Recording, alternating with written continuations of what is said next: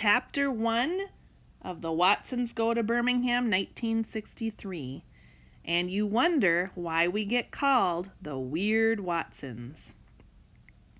It was one of those super-duper cold Saturdays. One of those days when you breathed out, your breath kind of hung frozen in the air like a hunk of smoke, and you could walk along and look exactly like a train blowing out big, fat, white puffs of smoke. It was so cold that if you were stupid enough to go outside, your eyes would automatically blink 1,000 times all by themselves, probably so the juice inside them wouldn't freeze up. It was so cold that if you spit, the slob would be an ice cube before it hit the ground. It was about 1,000,000,000 degrees below zero. It was even cold inside our house. We put sweaters and hats and scarves and 3 pairs of socks on, and still were cold. The thermostat was turned all the way up, and the furnace was banging and sounded like it was about to blow up, but it still felt like Jack Frost had moved in with us.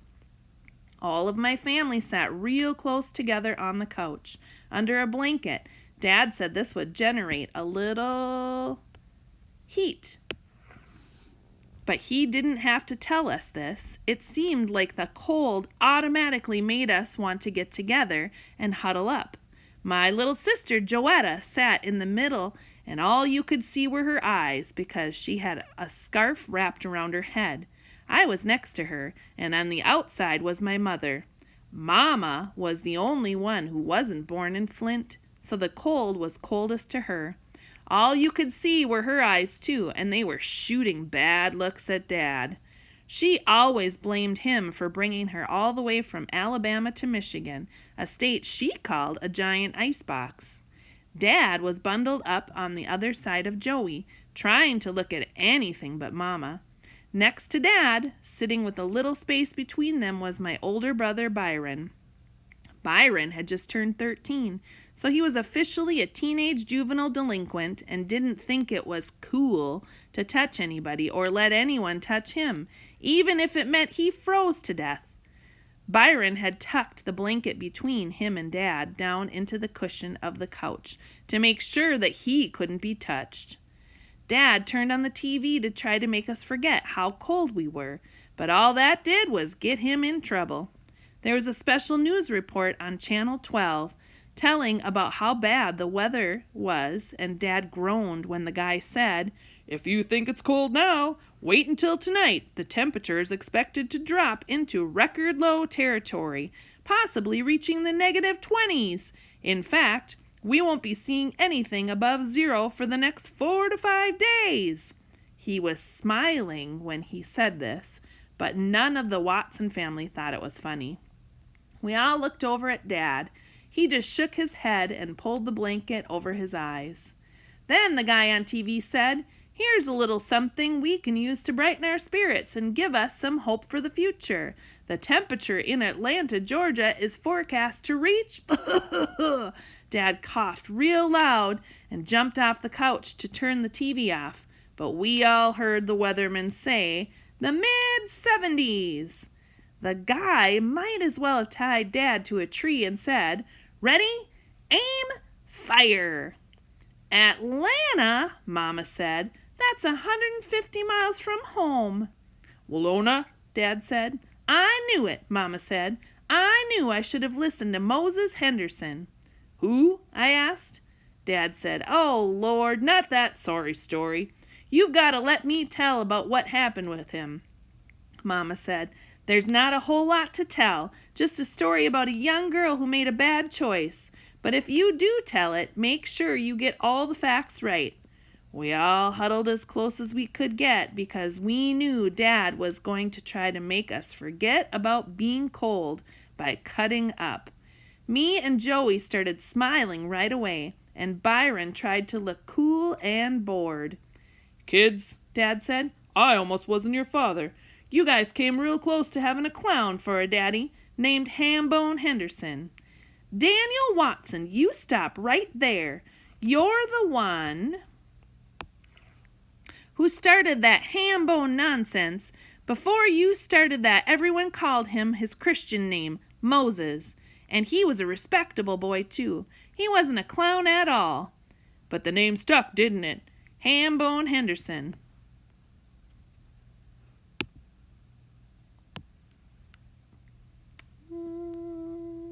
Shoot, I lost my spot, sorry.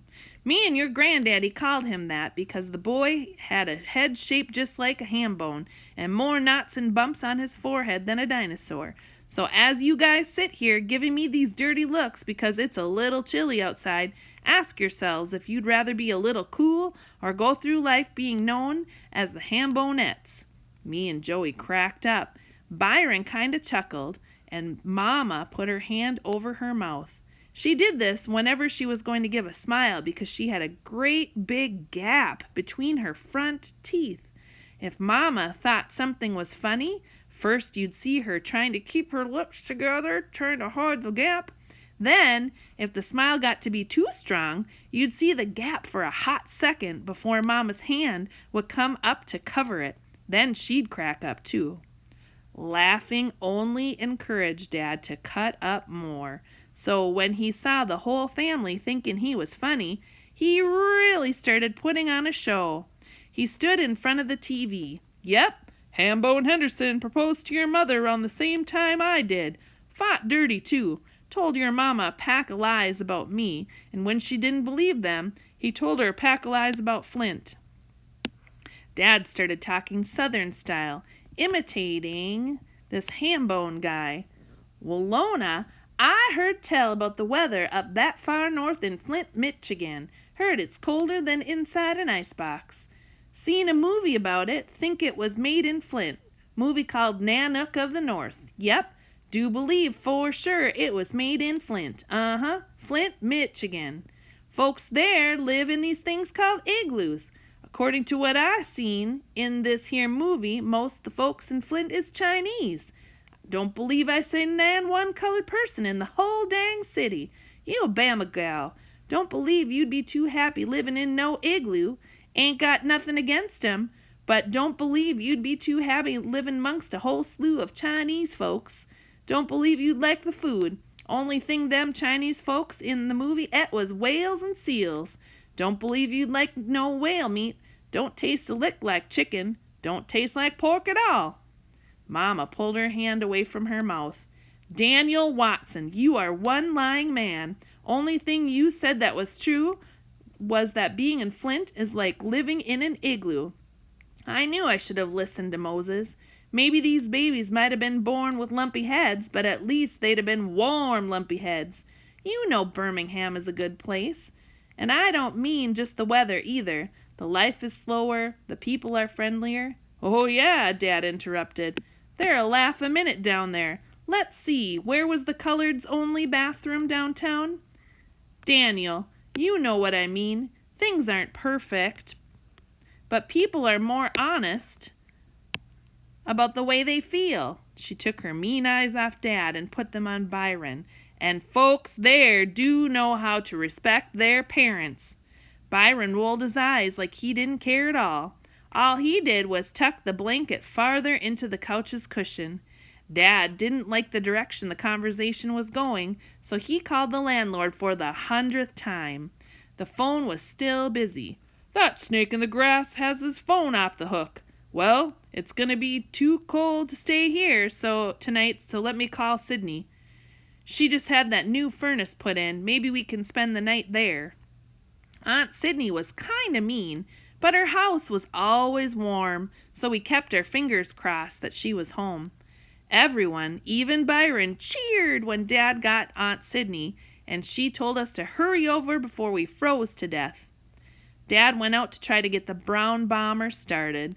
That was what we call our car. It was a 1948 Plymouth that was dull brown and real big. Byron said it was turd brown. Uncle Bud gave it to Dad when it was 13 years old, and we'd had it for 2 years. Me and Dad took real good care of it, but some of the time it didn't like to start up in the winter. After 5 minutes, Dad came back in, huffing and puffing and slapping his arms across his chest. Well, it was touch and go for a while, but the great brown one pulled through again. Everyone cheered. But me and Byron quit cheering and started frowning right away. By the way Dad smiled at us, we knew what was coming next. Dad pulled 2 ice scrapers out of his pocket and said, "Okay, boys, let's get out there and knock those windows out." We moaned and groaned and put some more coats on and went outside to scrape the car's windows. I could tell by the way that he was pouting that Byron was going to try and get out of doing his share of the work. "I'm not going to do your part, Byron. You'd better do it, and I'm not playing either." "Shut up, punk." I went over to the Brown Bomber's passenger side and started hacking away at the scab of ice that was all over the windows. I finished Mama's window and took a break. Scraping ice off windows when it's that cold can kill you. I didn't hear any sound coming from the other side of the car, so I yelled out, "I'm serious, Byron. I'm not doing that side too, and I'm only going to do half the windshield. I don't care what you do to me." The windshield on the Bomber wasn't like the new 1963 cars. It had a big bar running down the middle of it, dividing it in half. "Shut your stupid mouth. I got something more important to do right now." I peeked around the back of the car to see what By was up to. The only thing he'd scraped off was the outside mirror, and he was bending down to look at himself in it. He saw me and said, "You know what, Square? I must be adopted. There just ain't no way 2 folks as ugly as your mama and daddy could have give birth to someone as sharp as me." He was running his hands over his head like he was brushing his hair. I said, "Forget you," and went back over to the other side of the car to finish the back window. I had half the ice off when I had to stop again and catch my breath. I heard Byron mumble my name. I said, "You think I'm stupid? It's not going to work this time." He mumbled my name again. It sounded like his mouth was full of something. I knew this was a trick. I knew this was going to be How to Survive a Blizzard Part 2. How to Survive a Blizzard Part 1 had been last night when I was outside playing in the snow and Byron and his running buddy Buphead came walking by. Buphead has officially been a juvenile delinquent even longer than Byron. "Say, kid," By had said, "you want to learn something that might save your stupid life one day?" I should have known better, but I was bored, and I think maybe the cold weather was making my brain slow, so I said, "What's that?" "We're going to teach you how to survive a blizzard." "How?" Byron put his hands in front of his face and said, "This is the most important thing to remember, okay?" "Why?" "Well, first we got to show you what it feels like to be trapped in a blizzard. You ready?" He whispered something to Buphead, and they both laughed. "I'm ready." I should have known that the only reason Buphead and By would want to play with me was to do something mean. "Okay," By said. "First thing you got to worry about is high winds." Byron and Buphead each grabbed one of my arms and one of my legs and swung me between them, going, "Woo! Blizzard warnings! Blizzard warnings! Woo! Take cover!" Buphead counted to 3, and on the 3rd swing they let me go in the air. I landed headfirst in a snowbank. But that was okay, because I had on 3 coats, 2 sweaters, a t-shirt, 3 pairs of pants, and 4 socks, along with a scarf, a hat, and a hood. These guys couldn't have hurt me if they'd thrown me off the Empire State Building. After I climbed out of the snowbank, they started laughing, and so did I. "Cool, baby bro," By said. "You passed that part of the test with a B+. What you think, Buphead?" Buphead said, "Yeah, I gave the little punk an A." They whispered some more and started laughing again. "Okay," By said. "Second thing you got to learn is how to keep your balance in high wind. You got to be good at this so that you don't get blowed into no polar bear dens." They put me in between them and started making me spin round and round. It seemed like they spun me for about half an hour. When slobs started flying out of my mouth, They let me stop, and I wobbled around for a while before they pushed me back in the same snowbank. When everything stopped going in circles, I got up and we all laughed again. They whispered some more, and then Bi said, "What you think, Buckhead? He kept his balance a good long time. I'm going to give him an A-." "I ain't as hard a grader as you are. I'm going to give the little punk a double A-." "Okay, Kenny, now the last part of surviving a blizzard. You ready?" "Yep." "You passed the wind test and did a real good on the balance test, but now we got to see if you ready to graduate. You remember what we told you was the most important part about surviving?" "Yep." "Okay, here we go. Buckhead, tell him about the final exam." Buckhead turned me around to look at him, putting my back to Byron.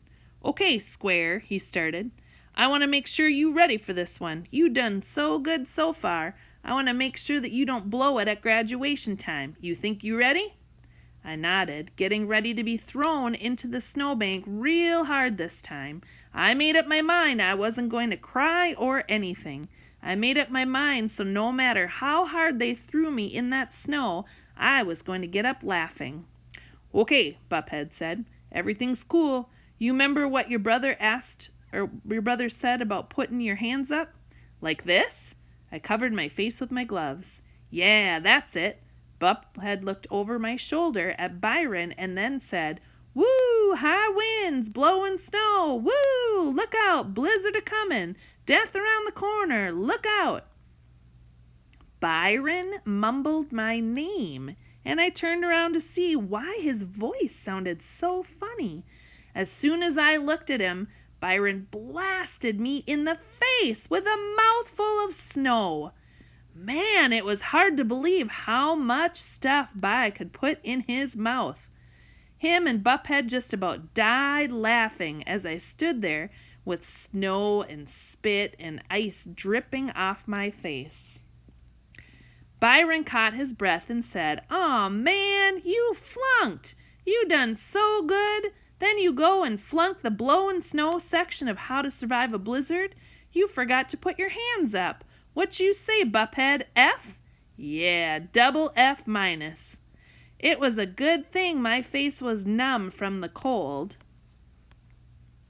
already, or I might have froze to death. I was too embarrassed about getting tricked to tell on them, so I went in the house and watched TV. So as me and Bi scraped the ice off the brown bomber, I wasn't going to get fooled again. I kept on chopping ice off the back window and ignored Bi's mumbling voice. The next time I took a little rest, Byron was still calling my name, but sounding like he had something in his mouth. He was saying, "Key! Key! Hell! Hell!"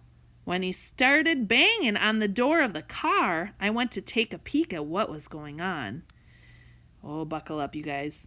Bi was leaned over the outside mirror looking at something in it real close. Big puffs of steam were coming out of the side of the mirror. I picked up a big, hard chunk of ice to get ready for Byron's trick. "Kenny! Kenny! Help me! Help me! Go get Mama! Go get Mama! Hurry up!" "I'm not playing, Byron. I'm not that stupid. You'd better start doing your side of the car or I'll tear you up with this ice ball." He banged his hand against the car harder and started stomping his feet. "Oh, please, Kenny, help me! Go get Mama!" I raised the ice chunk over my head. "I'm not playing, Bi. You better go get busy or I'm telling Dad." I moved closer, and when I got right next to him, I could see boogers running out of his nose and tears running down his cheeks. These weren't tears from the cold either. These were big, juicy crybaby tears. I dropped my ice chunk. "Bi, what's wrong?" "Help me, Kenny! Go get help!" I moved closer. I couldn't believe my eyes. Byron's mouth was frozen on the mirror. He was as stuck as a fly on flypaper. I could have done a lot of stuff to him. If it had been me with my lips stuck on something like this, he'd have tortured me for a couple of days before he got help. Not me, though. I nearly broke my neck trying to get into the house to rescue Byron. As soon as I ran through the front door, Mama, Dad, and Joey all yelled, "Close that door!" "Mama, quick! It's By! He's froze up outside!"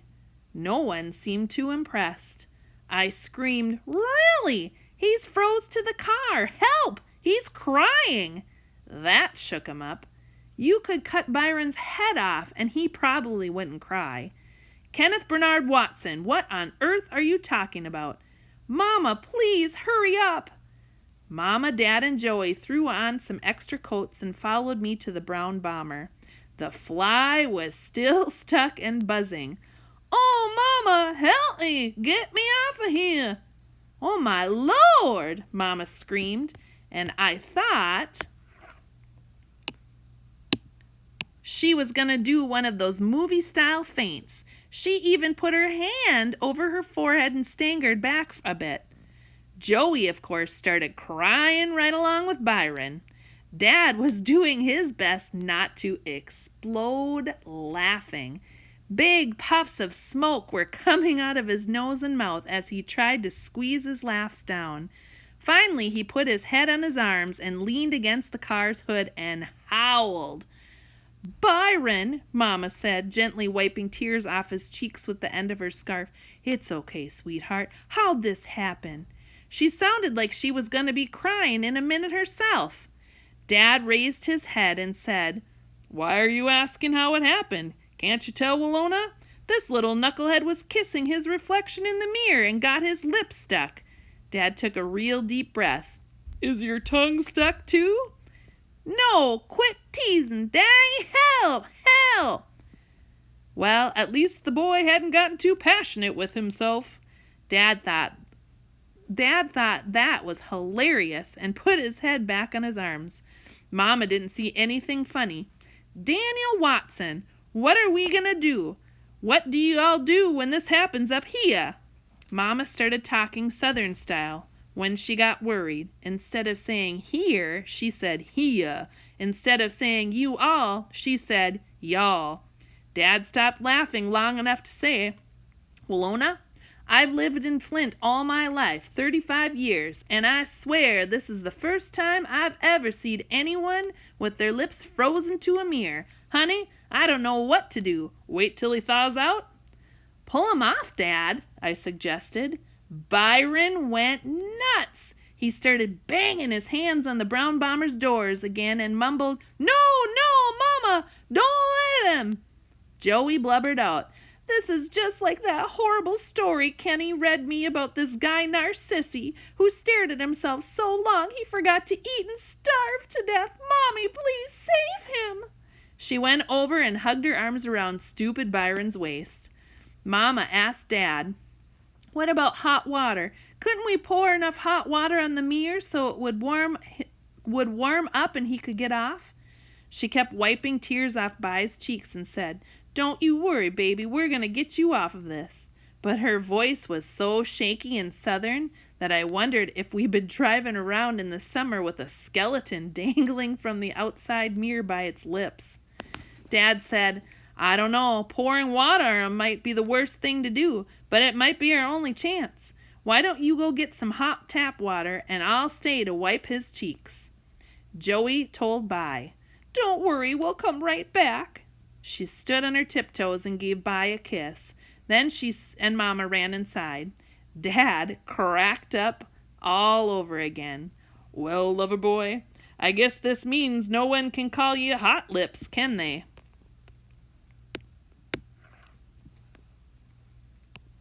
Dad was killing himself, or the last of the red hot lovers either, huh? He tugged on Byron's ear a little, pulling his face back. By went nuts again. "Don't do that! Mama, help! Kenny, go get Mama, hooey!" I guess that's not gonna work, is it? Every time he wiped away the tears and the little mustache boogers on Byron's lip, Dad couldn't help laughing until a little river of tears was coming out of his eyes, too. Dad tried to straighten his face out when Mama and Joey came running back with a steaming glass of hot water, but the tears were still running down his cheeks. Mama tried to pour water on the mirror, but her hands were shaking so much she was splashing it all over the place. Dad tried too, but he couldn't look at Byron without laughing and shaking. That meant I had to do it.